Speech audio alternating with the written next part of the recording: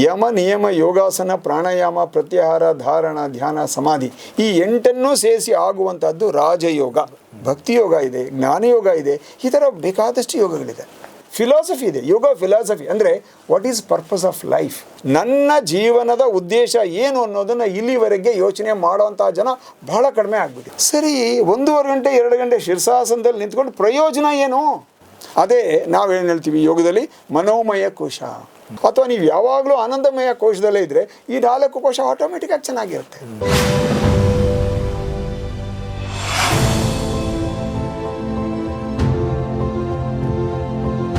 So ಈಗ ಯೋಗ ಅಂತಂದರೆ ನಮಗಿಂತ ಹೆಚ್ಚಾಗಿ ವಿದೇಶಿಯರಿಗೆ ಹೆಚ್ಚು ಪ್ರಿಯವಾಗಿ ಹೋಗ್ಬಿಟ್ಟಿದೆ.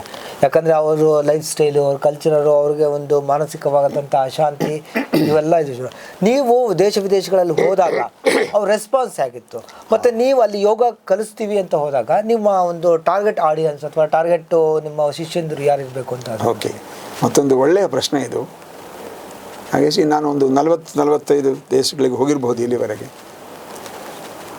ಕೆಲವು ಕಡೆ ಅಂತೂ ಕೂಡ ಯೋಗಾಭ್ಯಾಸ ಬಹಳ ಜೋರಾಗಿ ನಡೆದಿದೆ. 14ರಲ್ಲಿ ಶುರುವಾದರೂ ಕೂಡ ಬಹಳ ಬೇಗ ಕಲ್ತಿದೆ. ಅಂದರೆ ಅವರೆಲ್ಲ ಆಸನ, ಯೋಗ ಅಂದರೆ ಆಸನ, ಆಸನ ಅಂದರೆ ಯೋಗ ಅಂದ್ಕೊಂಡ್ಬಿಟ್ಟಿದ್ದಾರೆ. ಆದರೆ ಸತ್ಯವಾಗಿ ಅದಲ್ಲ. ಏನು ಹಾಗಂದರೆ ನೋಡಿ, ಯಮ ನಿಯಮ ಯೋಗಾಸನ ಪ್ರಾಣಾಯಾಮ ಪ್ರತ್ಯಾಹಾರ ಧಾರಣ ಧ್ಯಾನ ಸಮಾಧಿ ಈ 8 ಸೇರಿಸಿ ಆಗುವಂಥದ್ದು ರಾಜಯೋಗ, ಅಥವಾ ಪತಂಜಲಿ ಯೋಗ ಸೂತ್ರಗಳ ಮೇಲೆ ಆಗಿರುವಂತಹದ್ದು ಇದು ರಾಜಯೋಗ. ಬರೀ ರಾಜಯೋಗ ಒಂದೇ ಅಲ್ಲ, ಇದ್ರ ಜೊತೆ ಕರ್ಮಯೋಗ ಇದೆ, ಭಕ್ತಿಯೋಗ ಇದೆ, ಜ್ಞಾನಯೋಗ ಇದೆ, ಈ ಥರ ಬೇಕಾದಷ್ಟು ಯೋಗಗಳಿದೆ. ಇದು ಎಲ್ಲವನ್ನೂ ಸೇರಿಸಿದರೆ ಸಮಗ್ರವಾದ ಯೋಗ ಅಂತ ಹೇಳೋರು ಭಾರತ ದೇಶದಿಂದ ಬರಲಿ ಅಂತ ಅವರೆಲ್ಲ ಕಾಯ್ತಾ ಇದ್ದಾರೆ.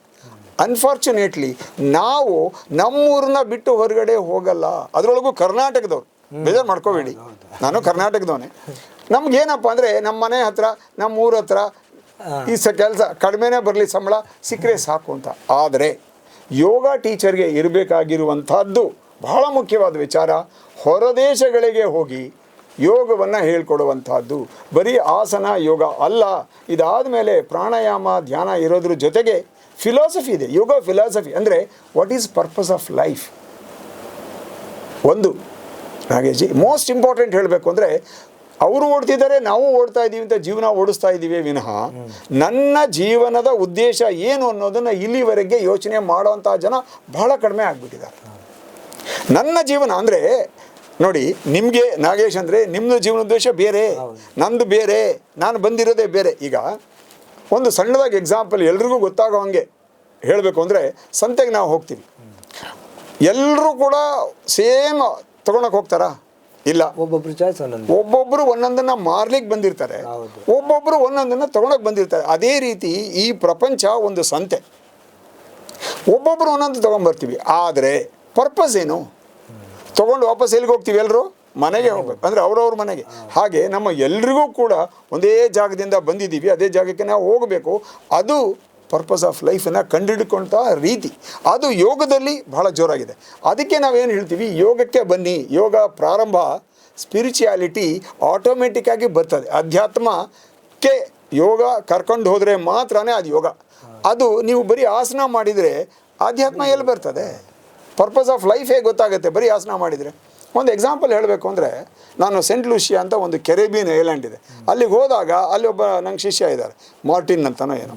ಅವರು 1.5 ಗಂಟೆ 2 ಗಂಟೆ ಶೀರ್ಷಾಸನ ನಿಂತ್ಕೋತೀನಿ ಸರ್ ನಾನು ಅಂತಾರೆ. ಸರಿ, 1.5 ಗಂಟೆ 2 ಗಂಟೆ ಶೀರ್ಷಾಸನದಲ್ಲಿ ನಿಂತ್ಕೊಂಡು ಪ್ರಯೋಜನ ಏನು?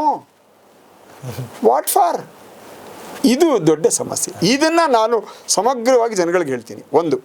ಎರಡನೇದು, ಈಗ ನಾನು ಆರೋಗ್ಯವಾಗಿರಬೇಕು ಅಂತ ಹೇಳಿ ಆಸನ ಮಾಡ್ತೀನಿ ಅಥವಾ ಯೋಗ ಮಾಡ್ತೀನಿ ಅಂತ ಎಲ್ಲರೂ ಹೇಳ್ತಾರೆ. ಸರಿ, ಆರೋಗ್ಯವಾಗಿದ್ದು ಏನು ಮಾಡ್ತೀಯಪ್ಪ? ಗೊತ್ತಿಲ್ಲ.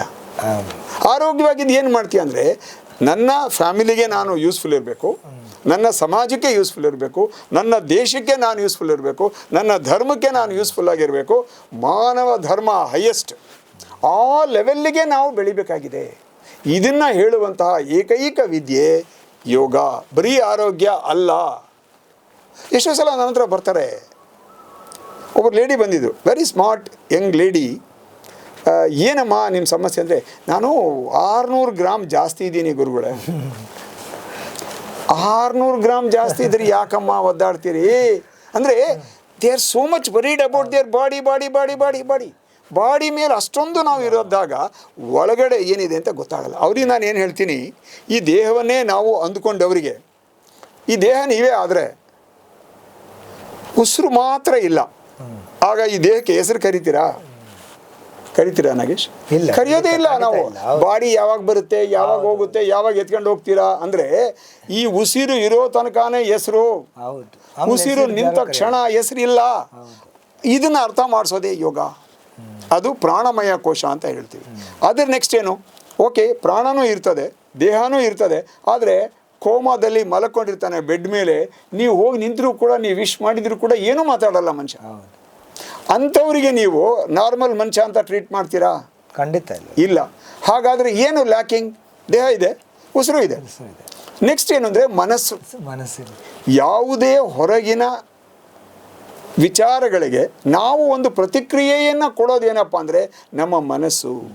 ಅದೇ ನಾವೇನು ಹೇಳ್ತೀವಿ ಯೋಗದಲ್ಲಿ ಮನೋಮಯ ಕೋಶ.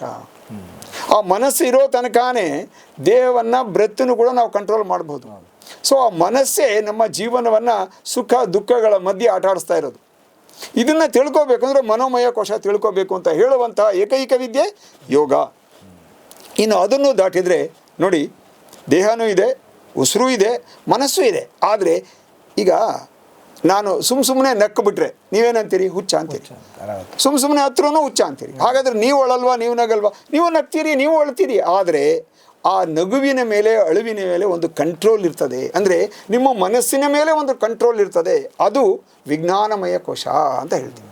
ಅಂದರೆ ನಾನು ಹೇಗಿರಬೇಕು ಅನ್ನೋದನ್ನು ನನ್ನ ಮನಸ್ಸಿನ ಮೇಲೆ ನಿಯಂತ್ರಣವನ್ನು ನಾವೇ ಮಾಡಬೇಕು ಒಳಗಡೆಯಿಂದ. ಅಂದರೆ ಅದಕ್ಕೆ ಕಾರಣ ವಿಜ್ಞಾನಮಯ ಕೋಶ ಅಥವಾ ಇಂಟೆಲೆಕ್ಟ್, ವಿಸ್ಡಮ್ ಅಂತ ಹೇಳ್ತೀವಿ ನಾವು. ಅದು ಇರಬೇಕು ಅಂತ ಹೇಳುವಂತಹ ಏಕೈಕ ವಿದ್ಯೆ ಮತ್ತು ಯೋಗ. ಸರಿಯಪ್ಪ, ಆಯಿತು. ಬಾಡಿ ಅನ್ನಮಯ ಕೋಶ, ಪ್ರಾಣಮಯ ಕೋಶ, ಮನೋಮಯ ಕೋಶ, ವಿಜ್ಞಾನಮಯ ಕೋಶ ಎಲ್ಲ ಸರಿಗಿದೆ. ಬಹಳ ಇವತ್ತಿನ ಕಾಲದಲ್ಲಿ ಭಾಳ ಅಪ್ಲೈ ಆಗುತ್ತೆ ನಾಗೇಶ್. ಇದು ಒಂದು ಎಲ್ಲ ಚೆನ್ನಾಗಿದೆ, ದುಡಿತಾರೆ, 1 ಲಕ್ಷ 1.5 ಲಕ್ಷ, ಅದೆಲ್ಲ ಸರಿ ಕಣಪ್ಪ. ಮುಂದಕ್ಕೇನೆಂದರೆ ನೆಮ್ಮದಿಯಾಗಿದ್ದೀರೇನಯ್ಯ? ಇಲ್ಲ ಸರ್, ಏನೋ ಆ್ಯನ್ಸೈಟಿ, ಏನೋ ಡಿಪ್ರೆಷನ್ನು, ಏನೋ ಎಲ್ಲ ಸಮಸ್ಯೆಗಳೇ. ನನ್ನ ಹೆಂಡತಿ ಸರಿಗಿಲ್ಲ, ನನ್ನ ಗಂಡ ಸರಿಗಿಲ್ಲ, ಮಗ ಸರಿಗಿಲ್ಲ. ಅದು ಬೇರೆಯವರ ಮೇಲೆ ನಾವು ನಮ್ಮ ಆರೋಗ್ಯವನ್ನು, ನೆಮ್ಮದಿಯನ್ನು ಅವ್ರ ಮೇಲೆ ಹಾಕಿ ಒದ್ದಾಡ್ತಾ ಇದ್ದೀವಿ. ನಾನಿಲ್ಲ ಅಂತ ಹೇಳಿಬಿಟ್ಟು ಇದನ್ನು ಹೇಳಬೇಕು ಅಂತ ಅಂದರೆ ಆನಂದವಾಗಿ ನಾವು ಹುಟ್ಟಿರದೇ ಆನಂದವನ್ನು ಅನುಭವಿಸೋದಕ್ಕೆ, ಅದನ್ನೇ ಏನು ಹೇಳ್ತೀವಿ ನಾವು? ಆನಂದಮಯ ಕೋಶ ಅಂತ ಹೇಳ್ತೀವಿ ನಾವು. ಈ ಆನಂದಮಯ ಕೋಶ ಚೆನ್ನಾಗಿರಬೇಕು ಅಂದರೆ ಈ 4 ಕೋಶನೂ ಚೆನ್ನಾಗಿರಬೇಕು. ಅಥವಾ ನೀವು ಯಾವಾಗಲೂ ಆನಂದಮಯ ಕೋಶದಲ್ಲೇ ಇದ್ದರೆ ಈ 4 ಕೋಶ ಆಟೋಮೆಟಿಕ್ಕಾಗಿ ಚೆನ್ನಾಗಿರುತ್ತೆ. ಇದೇ ನಮಗೆ ಬೇಕಾಗಿರೋದು ಅಂತ ಹೇಳುವಂತಹ ಏಕೈಕ ವಿದ್ಯೆ ಮತ್ತು ಯೋಗ. ಇದನ್ನು ನಾನು ಎಲ್ಲ ಕಡೆ ಪ್ರಸಾರ ಮಾಡಲಿಕ್ಕೆ ಬಹಳ ಖುಷಿ ಆಗ್ತದೆ. ಇವತ್ತು ನೀವು ಈ 40 ದೇಶಗಳಿಗಿಂತ ಹೆಚ್ಚಾಗಿ ನೀವು ಪ್ರವಾಸ ಮಾಡಿದ್ದೀರಿ. ಅದರಲ್ಲಿ ಈ ಮುಸ್ಲಿಂ ರಾಷ್ಟ್ರಗಳಿಗೂ ನೀವು ಹೋಗಿರಬಹುದೇನೋ. ಸೊ ಅಲ್ಲಿ ನಿಮಗೆ ಈ ಯೋಗ ಪ್ರಚಾರ ಮಾಡಬೇಕಾದ್ರೆ ಅಥವಾ ಓಂಕಾರ ಒಂದು ಉಚ್ಚಾರಣೆ ಮಾಡುವಂಥದ್ದು ಎಲ್ಲ ಬರುತ್ತೆ. ಅಲ್ಲಿ ಏನಾದರೂ ನಿಮಗೆ ವಿರೋಧಗಳು ಏನಾದರೂ ವ್ಯಕ್ತವಾಯ್ತಾ? ಅದರ ಅನುಭವ ಹೇಗೆ? ಓಕೆ, ಹೊರಗಡೆ ಬೇಡ, ಇಲ್ಲೇ ಬೆಂಗಳೂರಲ್ಲೇ ನಾನು ಒಂದು ಇದಕ್ಕೆ ಸ್ಕೂಲಿಗೆ ಕರ್ಕೊಂಡು ಹೋಗಿದ್ದೆ, ಯೋಗ ಹೇಳ್ಕೊಡಿ ಅಂತ. ಓಕೆ, ಹೇಳ್ಕೊಡ್ತೀನಿ, ಆದರೆ ನಮ್ಮಲ್ಲಿ ಓಂಕಾರ ಹೇಳಂಗಿಲ್ಲ ಅಂದರು. ಇಲ್ಲೇ ಹೊರದೇಶ ಬೇಡ, ಓಂಕಾರ ಹೇಳಂಗಿಲ್ಲ. ಸರಿ, ಓಕೆ, ಓಂಕಾರ ಅಂದರೆ ನಿಮ್ಗೇನು ಗೊತ್ತು ಅದ್ರ ಬಗ್ಗೆ ಹೇಳಿ ಅಂದೆ. ಅಲ್ಲ, ಅದು ಹಿಂದೂಯಿಸಮ್ ಅಲ್ವಾ ಅಂದರು. ಓಕೆ, ಓಂ ಅಂದರೆ ಹೇಳಿ, ಹಿಂದೂಯಿಸಮ್ ಬಿಟ್ಬಿಡಿ, ಓಂ ಅಂದರೆ ಏನು ಹೇಳಿ ಅಂದೆ. ಅದಕ್ಕೆ ಭಾಳ ಒದ್ದಾಡ್ತಾ ಇದ್ರು. ನಾನೇ ಹೇಳಿದೆ, ನೋಡಿ, ಓಂ ಅನ್ನೋದು ಒಂದು ಶಬ್ದ ಅಲ್ಲ. ಒಂದು ಶಬ್ದ ಆದರೂ ಕೂಡ ಅದರಲ್ಲಿ 3 ಇದೆ: ಅಕಾರ, ಉಕಾರ, ಮಕಾರ ಅಂತ. ಆಕಾರ ಏನಿದೆ ಅದು ನಾಭಿಯಿಂದ ಪ್ರಾರಂಭ ಆಗ್ತದೆ. ಆ ಅಂತ ಹೇಳಿದಾಗ ನೀವು ಬಾಯನ್ನು ಸಂಪೂರ್ಣವಾಗಿ ಬಿಟ್ಟು ಮಾತ್ರ ಹೇಳಕ್ಕೆ ಸಾಧ್ಯ. ಟ್ರೈ ಮಾಡಿ ಈಗಲೂ ಕೂಡ. ಅದೇ ಅಕ್ಷರಗಳಲ್ಲಿ ಬಹಳಷ್ಟು ವರ್ಣಮಾಲೆಗಳಲ್ಲಿ ಆ ಅನ್ನೋದೇ ಮೊದಲನೇ ಶಬ್ದ, ಅಕಾರ. ಆ ಅನ್ಬೇಕು. ಆ ಬಾಯಿ ಮುಚ್ಕೊಂಡು ನಾವು ಆ ಅಂತ ಹೇಳಕ್ಕೆ ಸಾಧ್ಯನೇ ಇಲ್ಲ. ಸೊ ಬಾಯಿನ ಸಂಪೂರ್ಣವಾಗಿ ತೆಗೆದಾಗ ಮಾತ್ರ ಆಕಾರ, ಅಂದರೆ ಓಪನಿಂಗ್ ದ ಹೋಲ್ ವರ್ಲ್ಡ್ ಅಂತ. ದೆನ್ ಉಕಾರ ಅಂತ ಬರೋದು ಮಧ್ಯದ್ದು. It is exactly centre. ಹೂ ಅನ್ನೋದು ನೋಡಿ, ಹೂ ಅಂತ ಹೇಳಬೇಕಾದ್ರೆ ನೀವು ಬಾಯಿ ಫುಲ್ ತೆರೆದು ಹೇಳೋಕ್ಕಾಗಲ್ಲ, ಬಾಯಿ ಮುಚ್ಕೊಂಡು ಹೇಳೋಕ್ಕಾಗಲ್ಲ. ಅಂದರೆ ಅರ್ಧ ಮುಚ್ಚಿರಬೇಕು, ಅರ್ಧ ತೆಗೆದಿರಬೇಕು. ಅದು ಉಕಾರ. That's a mid frequency. ಊ ನೋಡಿ ಅಲ್ವಾ. ಸೊ ಮಧ್ಯದ್ದು ಲಾಸ್ಟ್ ಏನು ಮಾ ಅಂತ ಹೇಳಬೇಕಾದ್ರೆ ನೀವು ಬಾಯಿ ಬಿಟ್ಟು ಹೇಳೋಕ್ಕಾಗಲ್ಲ, ಅರ್ಧ ಮುಚ್ಕೊಂಡು ಹೇಳೋಕ್ಕಾಗಲ್ಲ, you have to close it. So ಆ ಊ ಮಾ ಈ ಮೂರು ಸೇರಿ ಆಗುವಂತಹ ಒಂದೇ ಒಂದು ಅಕ್ಷರ ಅಂದರೆ ಓಂ. ಅದಕ್ಕೆ ಅದನ್ನು ಪ್ರಣವ ಅಂತ ಹೇಳ್ತೀವಿ. ಜೊತೆಗೆ ರೀಸೆಂಟಾಗಿ ನಾಸಾ ಕೂಡ ಏನು ಹೇಳಿದೆ ಅಂತ ಅಂದರೆ, ಆ ಬ್ರಹ್ಮಾಂಡದಲ್ಲಿ ಒಂದು ಶಬ್ದ ಯಾವಾಗಲೂ ಬರ್ತಿರುತ್ತೆ. ಅದು ಏನು ಶಬ್ದ ಅಂದರೆ ಓಂ. ಅಂದರೆ ಅದಕ್ಕೆ ಭಾಳಷ್ಟು ವಿಚಾರವನ್ನು ನಾವು ಹೇಳ್ತಾ ಹೋಗ್ಬೋದು.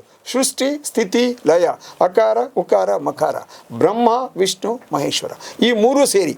ಬ್ರಹ್ಮ ಅಂದಾಗ ಕೊನೆ ಶಬ್ದ ಏನು ಆ. ಆ ಥರ ವಿಷ್ಣು ಅಂದಾಗ ಮಧ್ಯ ಕೊನೆಯದೇನು ಊ. ಅದಿದು ಓಂಕಾರದ ಮಧ್ಯದ್ದು. ಅದೇ ರೀತಿ ಶಿವಂ ಅಂತ, ಶಿವ ಅಂತ ಹೇಳಲ್ಲ ನಾವು ಸಾಮಾನ್ಯಗೆ, ಶಿವಂ ಅಂತ ಹೇಳ್ತೀವಿ. ಶಿವಂ ಅಂದರೆ ಕೊನೆಯದೇನು ಮಕಾರ. ಅಂದರೆ ತ್ರಿಮೂರ್ತಿಗಳನ್ನು ಒಟ್ಟಿಗೆ ಜ್ಞಾಪಿಸ್ಕೊಳ್ಳೋಂಥ ಏಕೈಕ ಅಕ್ಷರ ಅಂದರೆ ಓಂಕಾರ ಅಂತ. ಇದು ಎಲ್ಲವೂ ಕೂಡ ನಮ್ಮ ದೇಹದಲ್ಲೇ ಇದೆ ಅಂತ ಹೇಳ್ತೀವಿ ನಾವು. ಏನು ಹಂಗಂದರೆ ಓಂ ಅಂತ ಹೇಳಬೇಕಾದ್ರೆ ನೀವು ಆ ಅಂತ ಹೇಳಿ ನಾಭಿಯಿಂದ ಕೆಳಗೆ ನಿಮ್ಮ ಪ್ರಾಣಶಕ್ತಿ ಹರಿತಾ ಇರುತ್ತೆ. ಹೂ ಅಂತ ಹೇಳಿದಾಗ ನಾಭಿಯಿಂದ ಗಂಟ್ಲೆ ತನಕ ನಡೆದಿರ್ತದೆ. ಮಾ ಅಂತ ಹೇಳಬೇಕಾದ್ರೆ ಇಲ್ಲಿರ್ತದೆ. ಸೊ ಓಂಕಾರ ಅಂದಾಗ ನಿಮ್ಮ ದೇಹದಲ್ಲಿ ಎಲ್ಲ ಕೂಡ ಆಗ್ತದೆ. ಈಗ coming to the answer for your question, ನಾವು ಓಂಕಾರ ಅಂತ ಹೇಳೋಕ್ಕೆ ಇಷ್ಟ ಇಲ್ಲದೆ ಹೋದರೆ, ಭಾಳ ಖಡಕ್ಕಾಗಿದ್ದರೆ, ಅವ್ರಿಗೆ ಗೊತ್ತಾಗದೆ ಹೋದರೆ, ಅಥವಾ ನಾವು ಕನ್ವಿನ್ಸ್ ಮಾಡೋಕ್ಕಾಗದೆ ಹೋದರೆ, ಅವ್ರಿಗೆ ಏನು ಹೇಳ್ತೀವಿ, ಒಂದು ಕೆಲಸ ಮಾಡಪ್ಪ, ಓಂಕಾರ ಅಂತ ಹೇಳದೆ ಹೋದ್ರೂ ಆ ಊ ಹೇಳು ಅಂತೀವಿ. ಎಫೆಕ್ಟು ಒಂದೇ ಇರುತ್ತೆ. ಓಂಕಾರನೂ ಆಯಿತು, ಓಂಕಾರನೂ ಆಗಲಿಲ್ಲ. ಈ ರೀತಿಯಾಗಿ ಹೇಳಿ ಅವ್ರಿಗೆ ದೇಹದ ಮೇಲೆ ಅವರಿಗೆ ಅನುಭವ ಆದ ಮೇಲೆ ಓಂಕಾರ ಅವರೇ ಹೇಳೋಕ್ಕೆ ಶುರು ಮಾಡ್ತಾರೆ.